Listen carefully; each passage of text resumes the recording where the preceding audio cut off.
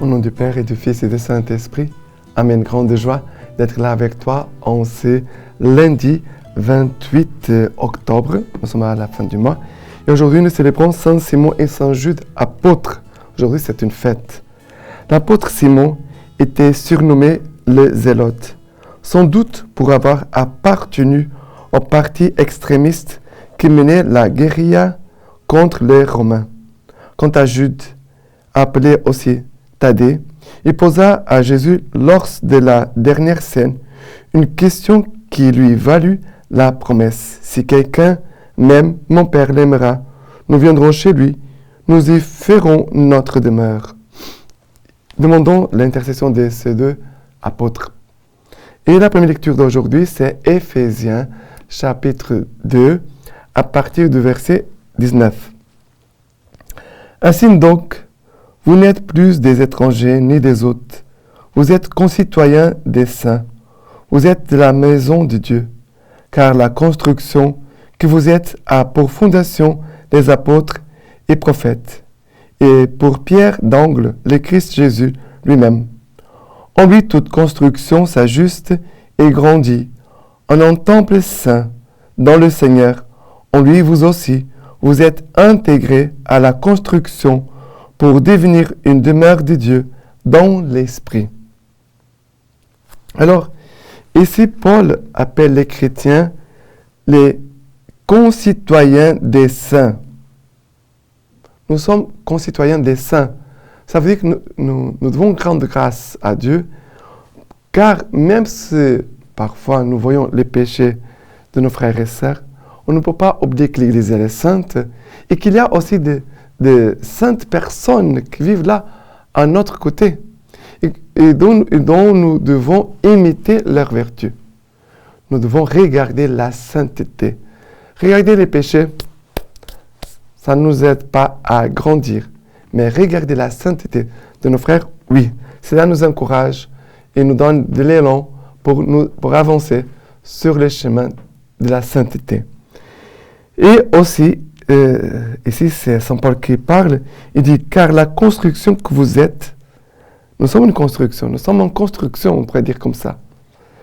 Et on doit veiller bien sur la construction de nos personnes, notre humanité, nos vertus, nos qualités, aussi notre vie spirituelle, notre relation avec Dieu, notre relation avec l'Église, notre relation avec les autres.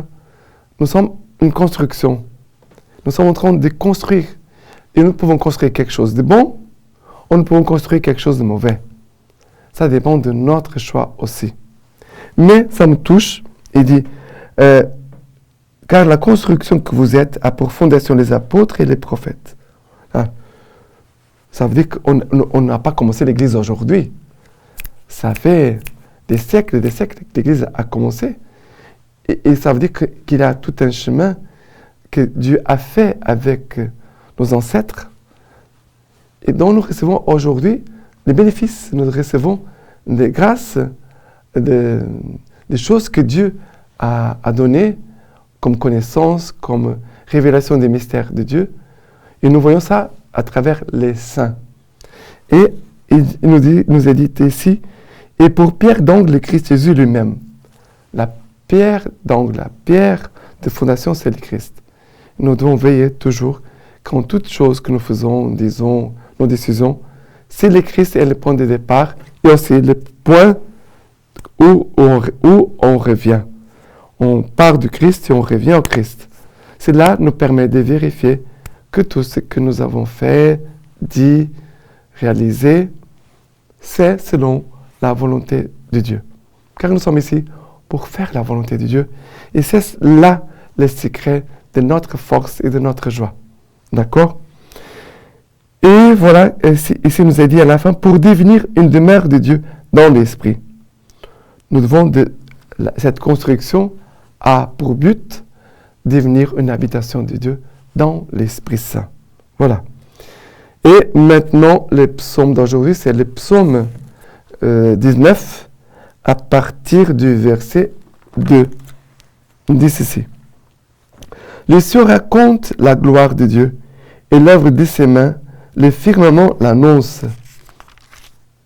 Le jour au jour, on publie les récits, et la nuit à la nuit transmet la connaissance. Non point récit, non point langage, nulle voix qu'on puisse entendre. Mais, pas pour toute la terre, on ressorte les lignes et les mots jusqu'aux limites du monde. Voilà que nous recevons la parole de Dieu, cette parole qui a conduit, qui a façonné la vie de beaucoup de saints.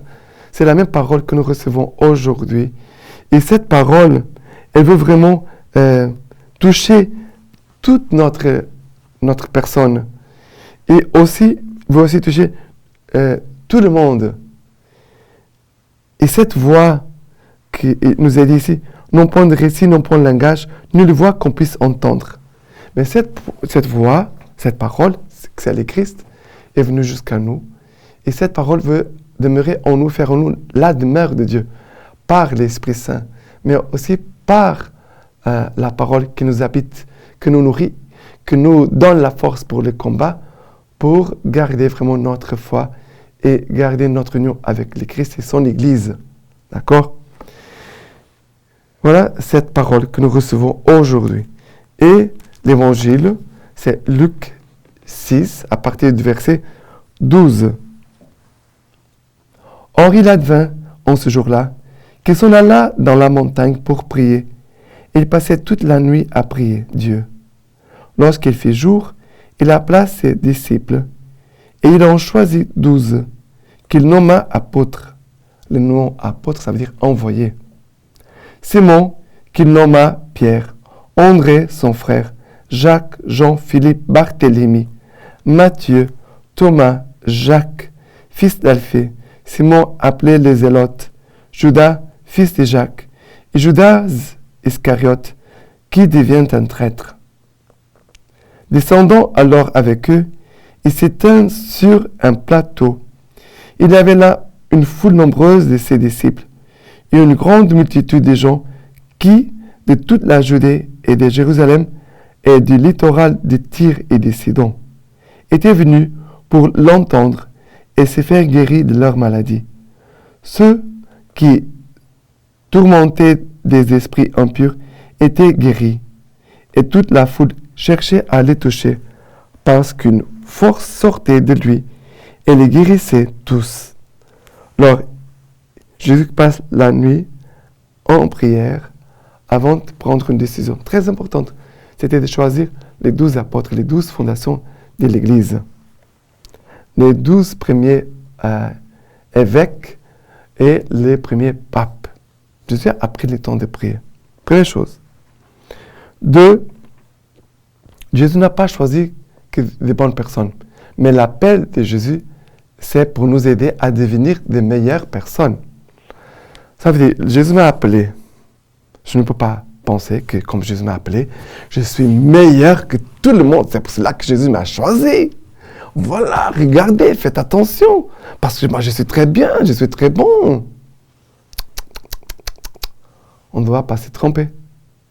Jésus a choisi des personnes, des hommes, qui n'étaient pas tous parfaits, avec beaucoup d'imperfections. Mais l'appel de Jésus, c'est pour nous aider à devenir des personnes meilleures, de bons chrétiens, de correspondre à l'appel et à la volonté de Dieu.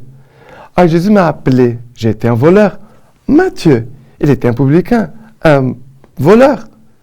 Mais l'appel de Jésus a fait que Matthieu a tout quitté, a quitté son péché, a quitté ses tendances, a quitté la vie ancienne pour embrasser et suivre la vie nouvelle du Christ. Et parfois, on peut se tromper et de croire, voilà, je suis prêtre, je suis religieux, je suis quelqu'un très bien, très bien, très bien. Non, non, non, non, non, non, non, non. On est là au milieu de frères et sœurs, du peuple saint de Dieu, pour dire, voilà, cette petite maman, elle a beaucoup de sainteté. Et je dois aussi l'imiter. Même si je suis déjà consacré prêtre, mais je dois me convertir. Je dois entrer vraiment dans les plans de Dieu et de quitter mes péchés. Et vous voyez que tout de suite après, les disciples, les apôtres, seront là avec cette foule immense qui cherchait à écouter Jésus, première chose, qui cherchait à être guéri, qui voulait être délivré de l'action du démon et qui voulait vraiment toucher Jésus. Ils avaient soif de Dieu. Nous voyons, voilà, 4 actions parmi les peuples saints de Dieu. Et nous qui avons été choisis, nous devons aussi dire, voilà, moi aussi, j'ai besoin d'écouter la parole de Dieu. J'ai besoin d'être guéri. J'ai besoin d'être délivré de l'action du démon. J'ai besoin de toucher aussi Jésus. J'ai besoin d'être proche de lui. Toucher Jésus, ça veut dire quelqu'un proche. Et qui touche non pas seulement ses vêtements pour être guéri, pour recevoir une grâce, mais qui touche non pas seulement les vêtements, mais le cœur de Jésus. Nous touchons le cœur de Jésus par les Écritures, par les pauvres, par les sacrements. Voilà, nous sommes appelés à toucher Jésus. On pourrait dire le corps mystique du Christ, l'Église, mais aussi le corps du Christ souffrant, les pauvres et les malades. D'accord? Et la lecture patristique d'aujourd'hui, de Saint Cyril d'Alexandrie. Elle est donc vraie, cette parole de Saint Paul. On ne s'attribue pas cet honneur à soi-même, on le reçoit par l'appel de Dieu. Les saints disciples ont donc été comme les colonnes et les soutiens de la vérité. Le Seigneur dit qu'il les a envoyés comme le Père l'avait envoyé lui-même. Et maintenant, je vous laisse la bénédiction par les mains toutes pures de la Vierge Marie. Dieu Tout-Puissant vous bénisse et vous garde, le Père, le Fils et le Saint-Esprit. Amen.